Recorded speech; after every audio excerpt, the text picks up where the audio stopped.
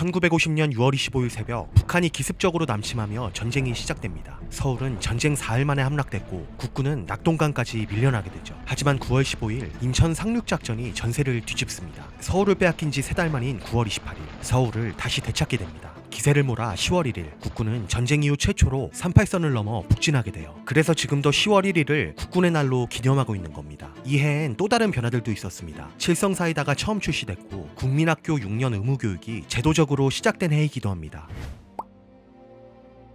전쟁은 교착 상태에 빠졌습니다. 38선을 사이에 둔 남과 북, 치열한 공방 끝에 사람들은 드디어 휴전이라는 단어를 입에 올리기 시작했죠. 하지만 전쟁의 교착이 평화를 의미하지는 않았습니다. 그해 2월 경남 거창에서는 무고한 양민 수백 명이 군인들에 의해 학살당합니다. 전쟁이 낳은 또 다른 비극이었죠. 그 와중에 삶은 계속됐습니다. 그해 훗날 트로트의 황제로 불리게 될 나훈아가 세상에 나와 울었고 안성기, 유인촌, 정몽준 같은 문화 정치계 인사들이 태어납니다.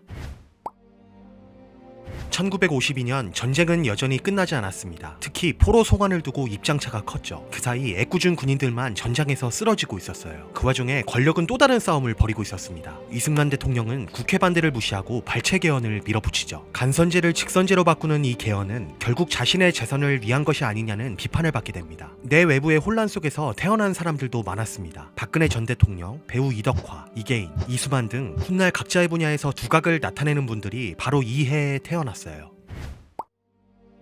1953년 7월 27일 마침내 정전협정이 체결됩니다. 하지만 평화는 아니었습니다. 분단은 고착되었고 휴전선은 국경이 되었죠. 3년 넘게 이어진 전쟁은 남과 북을 합쳐 약 300만 명의 사상자를 남겼어요. 그해 8월 인천에선 제1제당이 한국 최초로 설탕 생산을 시작합니다. 대한민국 식품산업의 시발점으로 평가받아요.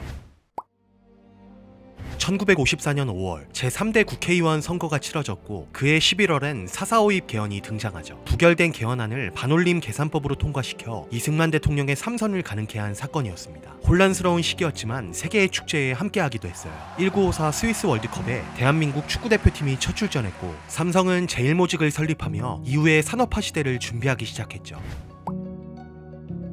1955년 한국은 큰 전환점을 맞습니다. 미터법이 공식 시행되며 자, 돼, 말 같은 단위가 점차 사라지기 시작했어요. 그리고 한국 최초의 자동차, 시발자동차가 도로를 달립니다. 미군 지프를 개조한 이 차는 자동차 산업의 첫 엔진 소리를 울렸습니다. 음악의 별들도 태어났습니다. 윤수일, 하춘아, 심수봉, 한 시대를 수놓을 목소리들이 조용히 세상에 등장한 해이기도 하죠. 1956년 5월 대선에서 이승만 대통령은 결국 3선에 성공합니다. 야당의 신익희 후보가 선거를 앞두고 급사하면서 민심은 혼란에 빠졌고 선거는 파국으로 끝났죠. 그리고 9월 부통령 장면이 부산에서 저격 사건을 겪습니다. 큰 피해는 없었지만 정치적 불안은 다시 수면 위로 올라왔죠. 그리고 10월 1일 대한민국은 첫 번째 국군의 날을 기념합니다. 휴전선 너머로 긴장이 이어지던 그 시기, 국군은 국민에게 힘이자 자존심이었어요. 1957년은 다양한 변화들이 시작된 해였습니다. 연희대학교와 세브란스 의학원이 손을 잡고 지금의 연세대학교로 가는 첫 발을 내딛었어요. 언론계도 움직였습니다. 관훈클럽이 탄생하면서 언론인의 책임과 품격을 이야기하기 시작합니다. 그 목소리는 지금도 이어지고 있죠. 그리고 나라의 기틀도 준비되고 있었습니다. 민법과 저작권법이 제정되며 법과 권리, 질서라는 단어가 우리 사회에 점차 뿌리를 내리기 시작했어요. 1958년에는 베이비붐 세대의 대표격인 58년 개띠가 태어난 해죠. 이들은 훗날 한국 사회의 중심이 되는 세대였습니다. 하지만 희망의 시작과 동시에 또 다른 충격이 전해집니다. 창랑호라는 민간 화물선이 북한에 납치된 사건. 전쟁은 끝났지만 평화는 아직 오지 않았음을 다시 한번 깨닫게 만든 순간이었습니다. 그해 대한민국은 태국과 수교를 맺으며 조금씩 세계로 향하는 문도 열기 시작했어요. 1959년 한국 최초의 민간방송 부산문화방송이 전파를 타기 시작합니다. 전쟁의 폐허 위에 이제는 여러가지 소식이 퍼지기 시작한 거죠. 하지만 그해 7월 정치의 어두운 그림자가 드리워집니다. 진보당의 조봉암이 간첩 혐의로 사형을 선고받고 즉시 집행됩니다. 이 집행을 정치적 탄압으로 평가하는 사람들이 많아요. 그리고 9월 초강력 태풍 사라가 한반도를 강타하며 800여 명이 목숨을 잃고 수십만 명이 삶의 터전을 잃습니다. 1960년 3월 15일 제4대 대통령 선거가 치러졌습니다. 하지만 대규모 부정선거가 발생했죠. 전국적으로 시위가 확산됐고 4월 19일엔 학생과 시민들이 거리로 나왔습니다. 경찰의 발포로 사망자가 발생하며 사태는 커졌고 결국 4월 26일 이승만 대통령은 하야를 발표합니다. 그해 8월 헌법이 개정되며 내각 책임제에 기반한 제2공화국이 출범합니다. 1961년 5월 16일 박정희 소장을 중심으로 한 군부가 군사정변을 일으켰습니다. 장면 내각은 해산됐고 정권은 군사정부로 넘어갔죠. 정식 명칭은 국가재건 최고회의였어요. 같은 해 6월 10일 군사정부는 중앙정보부, 즉 KCI를 창설합니다. 정보 수집을 넘어 정치 감시와 통제 기능까지 맡으며 이후 장기적인 권력기관으로 성장합니다.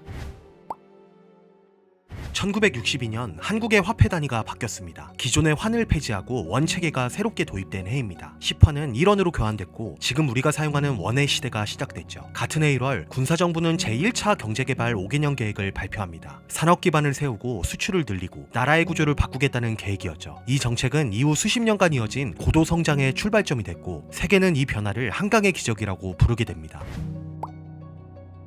1963년 박정희가 5대 대통령으로 당선되면서 제3공화국이 시작됩니다. 군사정권 2년 반 만에 민정으로 복귀한 거죠. 1963년은 서울이 확 커진 해이기도 합니다. 성북, 동대문, 강동 같은 외곽 지역이 서울로 편입되면서 지금의 서울 모습이 만들어지기 시작했어요. 한편 우리나라 사람이라면 한 번쯤은 먹어봤을 삼양라면이 처음 출시된 해이기도 합니다. 1964년 거리엔 다시 사람들의 외침이 울려 퍼졌습니다. 정부가 일본과 수교를 추진하자 한일회담 반대 시위가 전국으로 번졌죠. 대학생들과 시민들, 야당까지 가세하며 굴욕 외교라는 비판이 거세졌습니다. 시위는 점점 격해졌고 결국 6월 3일 정부는 서울의 계엄령을 선포합니다. 한편 그해 10월엔 도쿄에서 열린 하계올림픽에 참가하기도 했어요. 국제무대에서의 스포츠 경쟁에 본격적으로 나서게 된 거죠.